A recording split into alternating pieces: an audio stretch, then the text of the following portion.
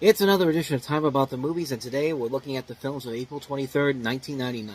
We got 4 movies to look at today, so let's not waste any time. Let's just get right on into it, and we'll start off with the biggest new release of the weekend. Okay, big in quotation marks, because this was not a big new weekend for new releases in terms of the box office, but this was the top grossing of the four we're going to mention here. This is John Cusack, Billy Bob Thornton, Cate Blanchett, and Angelina Jolie in the airport dramedy Pushing 10.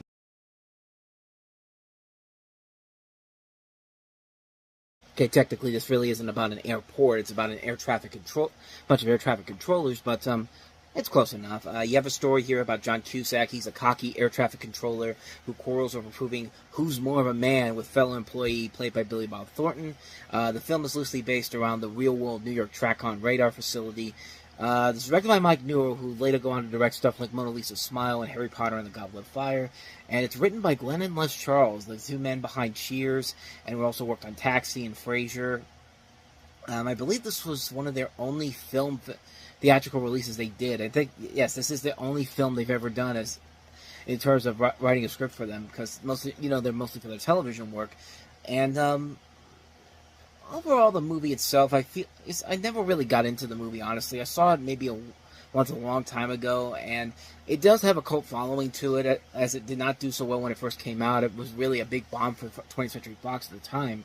But I remember watching it on TV many years ago, and when I saw it, I thought it was just alright, but there was never anything about it that really made me want to say, this is something that people need to see. I saw it, came and went. It was alright for what it was. I mean, like I said, John Cusack, Billy Bob Thornton, Cate Blanchett, Angelina Jolie, got a really good cast involved in here, and I think they do carry the film overall, and I like the idea of doing a comedy like this set up in a traffic control center, but at the same time, there are times when it feels like it's trying a little too hard to be kind of like a Top Gun-ish type of thing, like it's trying to be kind of like a Top Gun for the 90s, and it has an ending and a plot that doesn't really make a whole lot of sense overall, and it doesn't really feel like it feels with the ebb and flow of the rest of the film.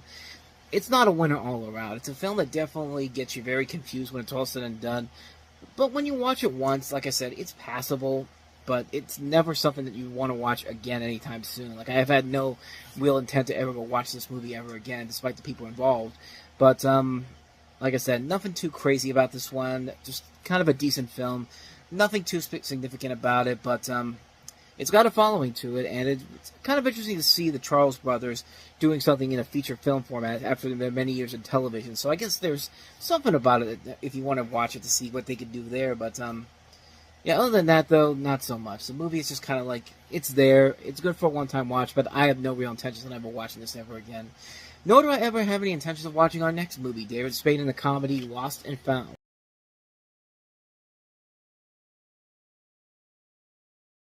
This is a romantic comedy directed by Jeff Pollock, who gave us Above the Rim and Booty Call.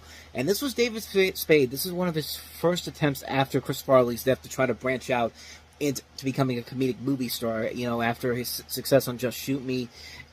As I'm guessing that's what they were trying to do here with him and Sophia Marceau, who would later find success later in the year with The World Is Not Enough. But in this movie, you have David Spade as this restaurant owner who's in love with his new late neighbor, a French cellist who is, in a desperate attempt to garner affections, he kidnaps her pet dog and offers to help him find him on a phantom dog hunt. A wretched thrown in their plans, however, when the dog swallows his best friend's diamond ring. Things get worse for him when his ex-fiancée arrives to win her back. And you can pretty much tell where this goes from here. It's a lame romantic comedy, man. It's a film that's not really that clever, not really that funny, not really that interesting.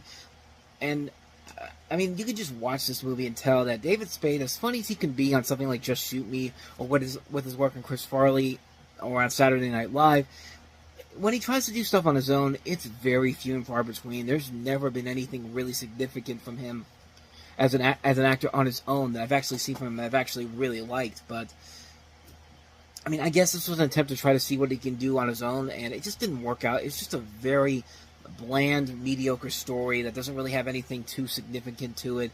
You can't buy into the relationship between him and Marceau very well. Their chemistry doesn't work. There's too many plot elements to get thrown in there. It's a bland romantic comedy that you can definitely tell is going to go where you think it's going to go in the end. Like, there probably should have been a much better script involved in this, but as it is, it's just a bland, mediocre film that just, you never have any real intentions of ever checking out ever again. I certainly don't, but, So that's Lost and Found. So let's go ahead and move on to the next movie we have here, and that is David Cronenberg's Existence.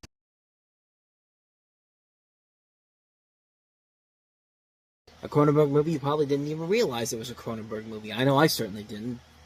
But you have Jennifer Jason Leigh playing this game designer who finds herself targeted by assassins while playing a virtual reality game of her creation. And certainly has a lot of very intriguing ideas. There are still a lot of fun stuff in here. You see Jude Law is in here as well. So is Ian McKellen, Sarah Polley, Christopher Eccleston, Willem Dafoe. A good solid cast overall here. A pretty good idea overall.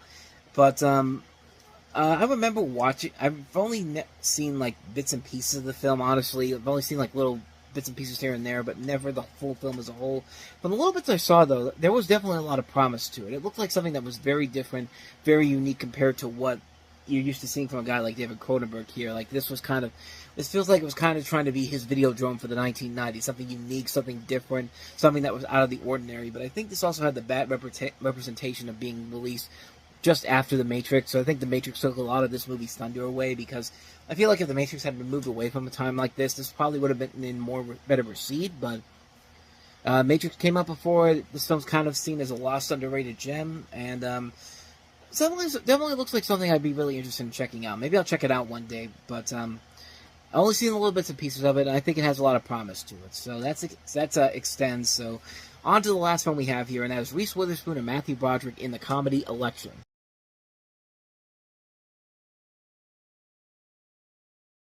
Based off of a novel by Tom Perrotta.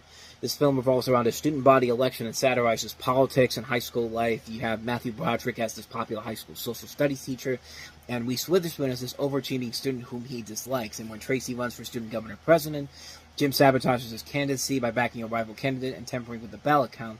It's funny because when you look at this movie, a lot of people say that this is kind of like a sequel to Ferris Bueller's Day Off. Like Matthew Broderick's character could be Ferris Bueller if he just changed his name to Ferris Bueller. And I could definitely see that watching this movie again. And Reese Witherspoon, this was kind of the film that kind of helped her establish her identity as a leading actress. I think a lot of people realized that she could be a really good leading actress, and eventually would come down the road to where she'd win an Academy Award for Walk the Line. And this is a pretty funny movie. It's Alexander Payne. Alexander Payne makes a lot of really good films. This was kind of the first movie that introduced him to the stratosphere. I mean, a lot of people would know him later on down the road with stuff like About Schmidt and Sideways, The Descendants, Nebraska. I mean, a lot of terrific films, and this is the film that kind of introduced him to a lot of people, because this is like his first wide theatrical release, and it shows a lot of the potential that he would show in those movies down the road. And I mean, really funny movie, really, really funny, clever black comedy.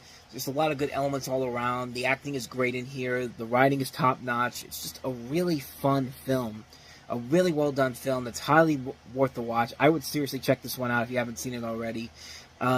It's really one of the best. It's really one of the best underrated comedies you'll ever see. Like, it's a really good film, really solid, very entertaining. Can't recommend this one enough. Election, definitely check that one out. So on that note, we wrap up another edition of Time About the Movies, and we'll wrap April up on the next episode with Sean Connery and Catherine Zeta-Jones in Entrapment, and also the horror comedy Idle Hands. So 2 films we'll look at next time, and we'll delve into those on the next episode. But until then, thank you very much for watching, and if you want to see more videos like this, please hit the playlist on the next page, check out the previous episode, and also don't forget to hit the like and subscribe button if you want to see more videos like this on this channel. So with that said, I am off. I will see you guys next time for the next episode, and until then, as always, take care.